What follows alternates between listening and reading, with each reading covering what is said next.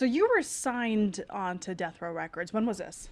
Um, this was the late '90s, going into the 2000s. Okay. Um, Bring me back to the 90s. What was the atmosphere like at Death Row Records when you were there and after Tupac was signed on? Well, so I come from the second dynasty. So by time I came, Tupac was deceased. So I am part of the dynasty after that. And it was a good atmosphere. Lisa Left Eye Lopez was there, a lot of other artists. And the main thing was just pushing out albums and, trying to get back to the top with the label as a whole. What's the impact that Tupac left in the hip hop world and at Death Row Records? I think the impact is phenomenal. I think that Tupac, what people fail to realize is Tupac really spoke for the ghetto. That was the beginning of, you know, who he was. He come from struggle. He come from the revolution. The type of mother he had, Miss Afeni Shakur, a beautiful, beautiful person, and I just think that his impact came from within and then it went out to the world because he was such an authentic person. And this is me speaking not only from a rapper standpoint who was a label mate at the label, but also as a fan because I was a fan before anything. And speaking of being a fan, you met him earlier before you even signed on, correct? Yeah, before so when I got to the label, he like I said, I was the second dynasty, but yeah, when I was younger, I met him. But on the label, he was already deceased when the second dynasty came around. What was your interaction like with him? He was shooting a music video. Okay. And I was just a fan. Like, he was just in the 90s, everybody loved Tupac. And he shot a lot of videos in Los Angeles because he was representing LA Compton. He shot scenes to Live and Die in LA down Crenshaw. And like all of us back then, we were just fans. And, I just think that he represented the culture, not only the hip hop culture, but the black community, and then also other minorities. That's why you have the Latino community that Hmm. have love for him, people in Asia. I just think that as a whole, he represented the world. Yeah. Speaking to family, last week, it seems as though Tupac wasn't a gangster. Would you say that he probably had gotten caught up maybe with the wrong crowd? I think how I feel about Tupac, I think he was a visionary. And I feel that Tupac, like I said, spoke for the ghetto. I think in his heart of hearts, he was tough, right? But I do agree with Mob James in a sense of he got caught up in somebody else's drama. He got caught up in Suge and Puffy's drama, and Suge used that to his advantage because he thought Biggie got him shot or, set it up. And I just feel like the type of artist that Tupac was and the impact that he had on the world, he should have been better protected because if he was better protected, we wouldn't be here today. Did the beef stop between Bad Boy Records and Death Row Records after Tupac was killed? No, because even in the 90s, so when that beef started, right, I have a cousin from Southside Compton Crib. And so I knew firsthand like what was going on, and I was very young, but I knew firsthand what was going on. And the beef was crazy. Like the impact was crazy for the streets. And this is me talking as a young kid. I still remember the impact, and it was very dangerous and it was very sad. From the beef in Compton to the beef in the industry to how it put a bad light on Bad Boy Records, Yeah. and it had everyone at that time hating Bad Boy Records because of what was put out there. And we heard from Mob James McDonald yesterday in court. Mhm. He said it was a gang war that erupted after Tupac died. Yeah. Do you remember what that was like? It was crazy. I mean, it was, when I tell you it was crazy, it was crazy. And I'm speaking from a very young perspective because everybody over there has decades on me in age. I Yeah. was very young in the So you were streets. in the close to the neighborhood? Well, I was young in the Okay. streets growing up, so I was in the streets, right? Wow. But I wasn't in their neighborhood, but I had a cousin from their neighborhood. So when you're in the streets in LA and you have like family from different hoods, you get the inside scoop on what's going on. And yeah, it was very, very crazy at that time. When you say crazy, give us an example because Keffe D had wrote a little bit about it in the book, but what do you remember? I think it's just how Mob James said, just people getting killed, you know, a lot of people losing their lives, people going to jail. I think the impact that the world had, you know, if you were in LA, Inglewood, Compton, Watts, the West Coast, and you remember how it felt when Tupac, when they announced on air that Tupac died, it was such a black cloud over the West Coast. It was horrible. You had grown men, gangbangers crying like little babies. You had elderly people crying. You had people depressed when the community didn't even understand what depression meant. And you really felt it and you really seen it. And, you know, that's just from the fans, from people within the communities. It was very bad. I can remember I had called the hospital when Tupac got shot. Mind you, I was very young at the time. And his aunt, I was able to speak to his aunt. And I was like, well, how is he doing? And she's like, you know, he's hanging in there. He's doing good. And at this time, back in the days, if you called to Vegas, you'll run your phone bill up. So back then, it was the landlines. And so if Mm-hmm. you call from California to Vegas and you had like Pacific Bell, you would run the landline up. And I think I ran the phone bill up. I ran it up to $1,000 just calling out there To check on to Tupac? check on Tupac. But I was a rapper. I was young. I was, you know, I was like, oh my God, Tupac, but that's the impact. And so I was at my cousin's house and she got the phone bill and she was so upset. And I was like, well, it was Tupac and I thought the phone company was closed and this, that, and the third. But it's that impact, you Yeah. know, and I can just remember people crying, people from all walks of life. What was your reaction when the news came that Tupac died 6 days after being shot? I was devastated. As a fan, I was devastated. Um, it was very sad. And I think even seeing Mob James when he was on the stand, I don't know if you realize like how he, well, I'm sure you realize how he was acting Mm-hmm. in so many words, and I don't think he had the right words to Yeah. say. It was traumatizing for him to relive that experience, and I think that's what he was trying to say, but he didn't know how to Yeah. articulate that on the It stand. was clear that he didn't want to be there, but he had to Right, be there. It was court ordered, and right, um, he got a little spicy. Defense attorney also got a little spicy right. because He he needed did. him to answer those questions. But Right. did it surprise you though when he looked directly at Keffe D and apologized for the situation that he was in? No. And I'm gonna tell you why. Because as sad as I hate to admit this, but even at Mob James' age, at 61, I believe, in a sense, he is still living by the street code. And that's very sad to be that old and still living by the street Yeah. code. So for him, it had to make sense for him to apologize. So his peers wouldn't think that he's Snitching. snitching. Yeah. Yeah. Wow. All right. So we talked about Tupac's death.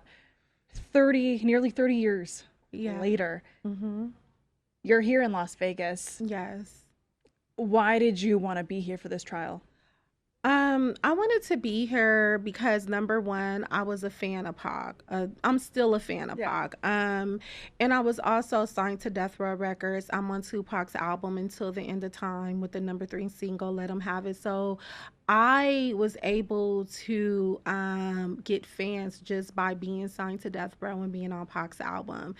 And I feel like I owe it to myself as a fan. I owe it to the fans, and I owe it to Tupac to, you know, report the trial and use my platform to report everything that's going on, because I know everyone, they don't follow the news. I don't always follow the news. And so a lot of people, they go on social media, they're on Instagram, Facebook. So I just wanted to, you know, flip my platforms over to promote and to be here and to get justice if that's what we're able to get for him. Right.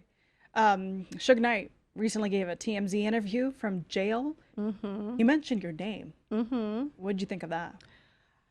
Well, you know, me and Suge don't see eye to eye right now, and I kind of don't think we ever will because I'm older. When I came around death row, like I said, I was in the streets at a young age, so I was very young. And when you're young, your mind is impressionable, and when it's impressionable, you're able to get manipulated as a kid. And so the image I had of Suge was an image I had of him when I was younger, because he did give me a shot. He did sign me to death row. I did place on Pac album, Dog Pound album. I do have platinum plaques. I did get paid. So when you look at all of these accolades and what I was able to accomplish, I credited Suge for it. But as I became a woman, and you know, I've gotten older, I just see Suge for what he is. And Suge really divides and conquer, and he's a manipulator. And I feel like a big reason why Tupac is not here anymore is because of Suge Knight, Wow. and just how he got on TMZ and he lied on me and said that I was working with Keffe D. I don't know Keffe D at all. Never spoken to him? Never spoken to Keffe D. I've spoken to his son, and his son reached out to me on Instagram when he seen me covering the trial, Yeah, and I saw you two interact in court. then I seen him at court. You guys embraced a hug and everything. And then I spoke with him. I also spoke with Tupac family. And Mm-hmm. so I feel like if I'm here to report, I have to report everything. I can't pick sides. Even though I'm a Tupac fan, I have to give everyone a chance to speak to me and talk on my platform so I can report back. So when Suge did that on TMZ and defamed my character, you know, that is Suge. He did that because I refused to answer his calls. I don't like how Suge operates. I don't like how he lies and manipulates. And like I said, I feel like Tupac is not here anymore because of Suge Knight. Suge signed you on a death row. Yes. Did you ever recall him talking about Tupac? Suge talked about Tupac a lot to me. Suge has a tattoo of Tupac. I used to defend Suge all the time because people said that Suge was responsible for getting Tupac killed. And so me and Suge talked about that, and Suge had tears in his eyes, and he's like, SK, you know, Afeni came to visit me, and I told her, if you feel like I got your son killed, you never have to talk to me again. And she told me, I don't feel like you got my son killed, Suge. Those are conversations me and Suge had. Suge, one of Suge's kids, Tupac is his kid's godfather. So I've always had a stance of defending Suge, right? In my younger days. But as a grown woman now, like a mature grown woman, it's like Suge really divides and conquer. And I can't defend that. And because I can't defend that, now he wants to smear me and go on a smut campaign and lie on TMZ and say, I'm working with Keffe D because I'm covering the trial and I will not take Suge calls at all. Well, he's on that witness list. Do you think Yeah. he's going to testify? It's now August 19th, so When we're me three and days into this. yeah, when me and Suge was on good terms, he told me he was going to testify. So his plan was to go to court, testify, and to work out a deal to get out sooner. Um, you know, okay, if that's what you're gonna do, you know, we talked about it. He had a plan in place. When did you guys talk? The last time I talked to Suge, I want to say probably like 8 months ago, but I won't take any of his calls anymore. Yeah. Well, now he's saying that he doesn't. He wants to stay out of it. Yeah, Keep out now of it. now he's saying that, but if the DA subpoena him to court, then he'll probably come and act like he don't want to be there, this, that, and the third. But with Suge, you never know. He always has a wild card, so you never know. And okay, so Tuesday in court, Reggie Wright took the stand. There was a moment where you guys made eye contact. He kind of was gesturing something at you in the most PG way, I guess. Did what? How did you react to that? Seeing him and So Reggie Wright, I met Reggie when I first got to. And just to establish, Reggie Wright was the security right for Death Row Records. Yes. He also was a police officer in Compton. Yeah. So Reggie Wright, I met Reggie when I was a teenager when I signed to Death Row. Reggie was over there. He was actually the introduction to me and Suge. Reggie was a horrible person to me as a kid. I'm an adult, I'm a grown woman. And the way Reggie treated me as a kid, I would never treat a kid. And I tried to forgive Reggie throughout life just because it's like, okay, you forgive, you let go. I've interviewed Reggie, I've been to Reggie's house, but he continuously pick at me. Reggie went on a smear campaign, and I have a son that is part of the LGBTQ community. Reggie took videos of my son that was a minor and published it all over the internet. Reggie has tried to find out where I live to leak my address. Reggie has threatened me. He's also threatened me with law enforcement because he is or was a former cop, a crooked cop, corrupt cop. And so all throughout the years, Reggie just continuously bothers me. And I do defend myself back, and I might post something about him as well because I'm tired of him coming after me. And so, leading up to the trial, he went on a podcast and called me a blow up doll and said that he has something for me if he see me at court, And so Reggie comes to court yesterday, and as soon as he sees me, he gestures with his hands in regards to my breast area because he calls me a blow up doll. So he smiles at me, laughs at me, and trolls me in court and does this, which is on video. And so, You um, walked away. not yet. I didn't walk away yet. So I was still in court. And so then I walked out. I believe it was like a break. I walked out. So he goes to the district attorney and he tells the attorney that I'm intimidating him. You're I in the don't. back row. I'm all the way in the back row. So he tells the DA that I am intimidating him. The district attorney investigator come out while I'm on break, and he's like, "Who's Helecia? Are you Helecia?" I'm like, "Yeah." And like three of them come towards me. It was very Both the hostile. prosecutors? It wasn't the prosecutors. It was like the Okay. investigator and the bailiffs, but Mm-hmm. it was very aggressive, as if I really did something. And I said, "Well, what did I do?" And he said, "You know what you did." And I have no clue. I'm like, "What did I do?" And I said, "Is this something with Reggie?" Right? He was like, "Well, if you didn't do nothing, why would you say his name?" I said, "Because I haven't had any problems since I've been here. And he is the only problem here for me. So I know he has you guys in the palm of his hands because he always brags about it. So clearly he's trying to set me up for something." So I stay outside the court. I talked to the investigator. I said, you could pull the court cameras. I haven't done anything. I don't know what Reggie's talking about. And then he cooled down a little. I went back in court. Then I sat back down. While I'm in court sitting down, Reggie mentions me while he's testifying. So I just get up and I just leave. And I just Right. said, you know what? I'm just going to He talks leave. about he signed an artist and he's sitting Right, right there. right. Yeah. And that is to troll me. And I'm like, you know what? This trial is not about me. I don't have a dog in a fight. I'm just here reporting for my platform. So let me get up during his testimony and just leave until he's done. And that's what I did. So I got a text last night and they said, "I told you don't say nothing to Reggie." And I said, "I have no clue what you're talking about." "Well, now he's out for you. The DA is going to run a tape. He talks to the DA all the time." And my thing with Reggie is he feels like he's above the law. That is the problem. And that is the problem with our community, with the black community, with the minority community. All cops are not bad, but you have bad cops like Reggie Wright, who takes advantage of his badge, who takes advantage of the authority, and then he implements destruction within the communities and within the people because he feels like he's above the law. And that's what I'm dealing with right now. If you look throughout the Tupac trial, Reggie Wright is all through it. He's corrupt all through the trial. And the fact that he has the district attorney in the palm of his hands, the fact that he feels he's above the law, he feels like he's untouchable. And that's not right because I know, especially with Vegas, Vegas is a beautiful community, a beautiful city, beautiful people. And even in the courts, the district attorney, the defense attorney, even a judge is very nice. And I know they wouldn't appreciate that if they look at everything as a whole. Reggie cannot come into a courtroom, disrespect the courtroom, lie, and feel like he's above everybody. And that's the behavior that's always demonstrated with him. Obviously, I can't comment on him. I know. Switching gears, are you determined to watch this trial through Yes. the last bit? Yeah.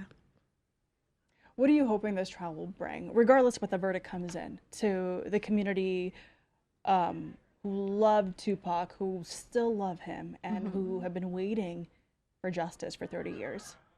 The truth. I hope the trial brings the truth, but I will say you cannot just convict Keffe D.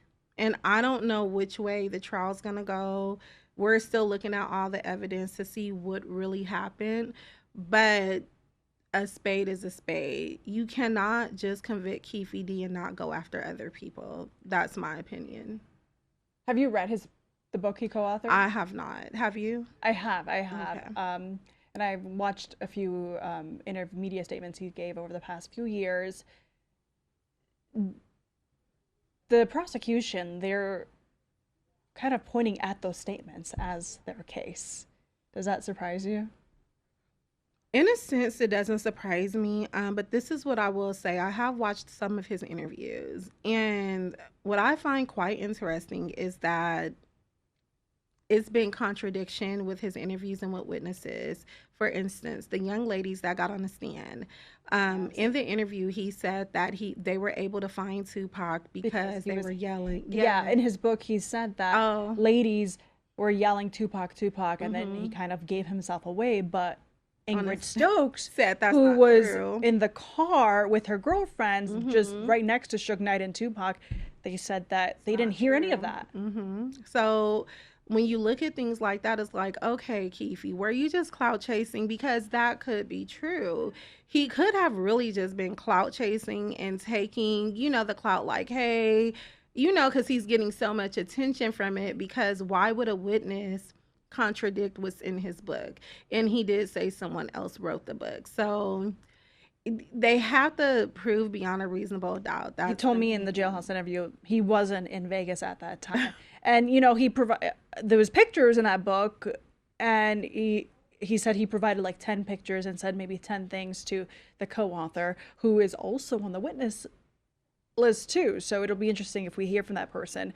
But he just kept saying like, nope, that picture from the fight, that was a New Year's Eve picture, that wasn't from the fight. So, and then there's no proof to even point that he was in Vegas or not. That's what the defense attorney said. Because if he was in Vegas and he was at the Mike Tyson fight, you don't see him anywhere. Where is the ticket stub? Where is he in the surveillance video? And you see Orlando. Yes. You do not see Keffe D anywhere. It doesn't mean he wasn't there. I'm just saying you don't see him anywhere. From what has been presented to us from like reporters and the public, we have yet to see anything that shows Dwayne Davis in Vegas. Whether that's going to be proven, we shall see. We still have a few more weeks of this trial. Yeah, it's very interesting. It's very interesting. But I do think the defense attorney is doing a really good job.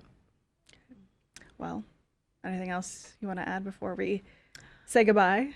Well, thank you for having me. And I do have a book that's out right now, The Monster Within. It dropped like 60 days ago. Oh, wow. So I'm promoting that book. And then I have another book coming out in a couple of months, Past the Night, about my time at Death Row Records. So I have a book and a documentary. Wow. Yeah. Okay. Well, thank you. Thank you.